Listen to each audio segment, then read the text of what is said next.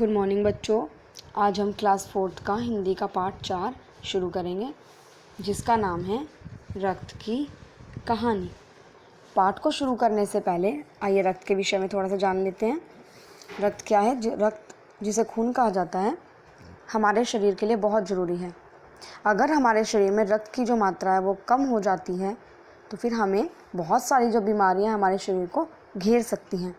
किसी भी कारण से अगर हमारे शरीर में रक्त की कमी हो जाती है, जैसे कोई भी एक्सीडेंट के कारण खून जो है ज़्यादा बह गया या कुछ चोट लग गई जिसके कारण खून ज़्यादा निकल गया हमारे शरीर से, तो हमारे मरने की नौबत भी आ सकती है। खून की कमी से हम मर भी सकते हैं और खून की कमी को रक्त चढ़ाकर ही पूरा किया जा सकता है, यानी किसी दूसरे का रक्त अपने शरीर में चढ़ाकर ही रक्त की कमी को पूरा किया जा सकता है। तो आइए पाठ को शुरू करते हैं। पाठ में हम निशा, उसके दादाजी और उसका भाई समीर के बारे में पढ़ेंगे। शुरू करते हैं पाठ। निशा कहती है दादाजी को कि दादाजी जल्दी आइए, समीर भैया हैं, उनकी उंगली कट गई और उसमें से खून निकल रहा है।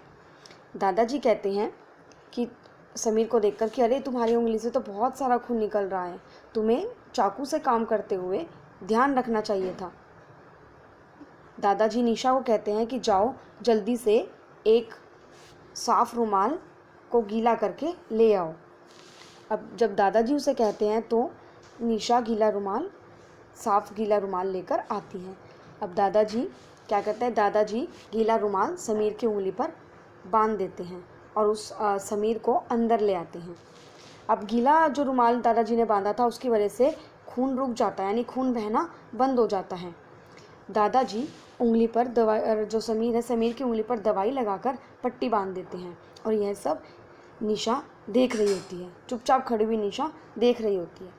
निशा के दिमाग में कुछ प्रश्न चल रहे होते हैं। अब वो दादाजी से पूछती है निशा कि दादाजी, अगर हमारे शरीर का बहुत सारा खून निकल जाए तो क्या हम मर जाएंगे? दादाजी कहते हैं हाँ, यदि अगर हमारे शरीर से बहुत सारा जो खून है वो बह जाए तो मर भी सकते हैं, क्योंकि जो खून है वो हमारे शरीर का बहुत ज़रूरी हिस्सा है, यानी हमारे शरीर को जो खून है वो ज़रूर चाहिए। बिना खून के, यानी खून की ज़्यादा कमी होने से व्यक्ति मर भी सकता है। ठीक है, आइए अगले पेज पर चलते हैं। अगले पेज पर निशा कहती है कि वह कैसे दादाजी, यानी अगर कोई व्यक्ति किसी भी व्यक्ति में खून की कमी हो जाए, यानी उस व्यक्ति का ज़्यादा खून बह जाए तो वो मर कैसे सकता है? दादाजी कहते हैं निशा, तुम जानती हो ना कि हम ऑक्सीजन के बिना नहीं जी सकते, यानी हमारे शरीर में ऑक्सीजन ज़रूर चाहिए, बिना ऑक्सीजन के हम नहीं जी सकते। अब जो खून है वो खून ऑक्सीजन को फेफड़ों के थ्रू, यानी फेफड़ों से हमारे शरीर के विभिन्न अंगों तक पहुंचाने का काम करता है।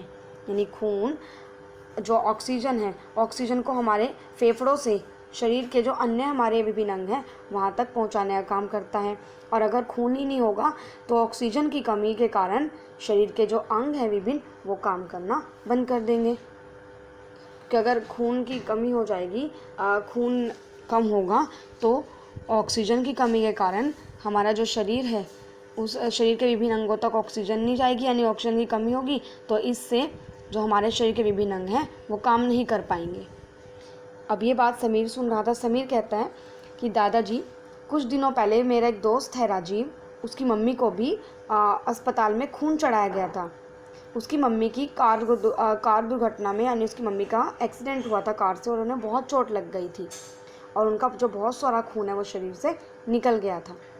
दादाजी कहते हैं कि समीर, तुम बिल्कुल सही कह रहे हो, शरीर में किसी भी कारण से, यानी एक्सीडेंट से या चोट लगने से या कट जाने से, किसी भी कारण से रक्त की कमी हो जाने पर ऐसा करना पड़ता है। तब यानी कि दूसरे जो व्यक्ति हैं उनसे खून जो है वो दूसरे व्यक्ति को खून चढ़ाया जाता है। वैसे तो जो भी व्यक्ति होते हैं जिन्हें खून दान करना होता है, रक्तदान करना होता है, वो कैंप में जाकर, ब्लड कैंप लगते हैं, उनमें जाकर रक्तदान करते हैं और जिस भी व्यक्ति को ज़रूरत होती है वो उन ब्लड बैंक से जो खून है वो लेकर लेकर उस दूसरे व्यक्ति को खून चढ़ाया जा सकता है। ठीक है। दादाजी कहते हैं कि किसी को रक्त चढ़ाने के लिए रक्तदान से मिलता है। अगर किसी भी व्यक्ति को कहीं खून चढ़ाने की आवश्यकता है तो रक्तदान से, यानी ब्लड जो बैंक बने होते हैं वहाँ से जो खून है वो मिल जाता है।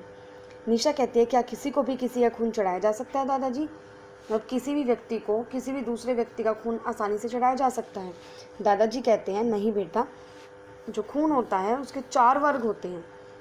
खून के 4 अलग अलग वर्ग होते हैं। अब देखिए कौन कौन से होता है। एक A B, A B O, यानी 4 तरह के खून के ग्रुप होते हैं, ब्लड ग्रुप जिन्हें कहा जाता है ए बी और ओ।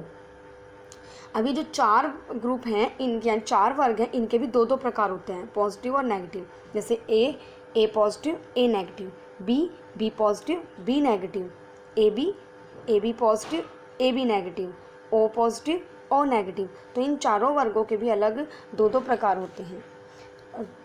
रोगी का यानी जिसको ब्लड चढ़ाना है, जिसके अंदर खून की कमी है, उसका जिस वर्ग का रक्त होता है उसे उसी वर्ग का रक्त जो है वो चढ़ाया जाता है। यानी अगर कोई व्यक्ति ए पॉजिटिव का है तो उसे ए पॉजिटिव जो खून होगा वो ही चढ़ाया जाएगा। अगर ऐसा नहीं किया जाता, यानी उसे दूसरे ग्रुप का जो ब्लड है वो चढ़ा दिया जाता है, तो जो रक्त नलिकाएँ होती हैं उनमें खून जम जाता है और खून जमने के कारण जो रोगी यानी जिसे खून चढ़ाया जा रहा है उसकी मौत भी हो सकती है। इसलिए जो व्यक्ति यानी जो कोई व्यक्ति है जिसे खून की आवश्यकता है, जिसके शरीर में खून की कमी है, उस व्यक्ति के रक्त का जो वर्ग है उसे उसी वर्ग का रक्त चढ़ाया जाना चाहिए, वरना उस व्यक्ति की मौत भी हो सकती है अगर उसे गलत जो वर्ग है उसका रक्त चढ़ा दिया जाए। तो बेटा आज हमने इस पाठ को जहाँ तक पढ़ा है वहाँ तक आप इसे पढ़िए। आज आपने खून के बारे में जाना कि जो खून होता है वो हमारे शरीर में क्यों ज़रूरी है और खून के कितने वर्ग होते हैं। तो ये हमने पढ़ा। जितना आज आपको कराया गया है इतना आप इसे पढ़िए। बाकी जो पार्ट रह गया है वो हम नेक्स्ट वीडियो में पढ़ेंगे। ठीक है, थैंक यू।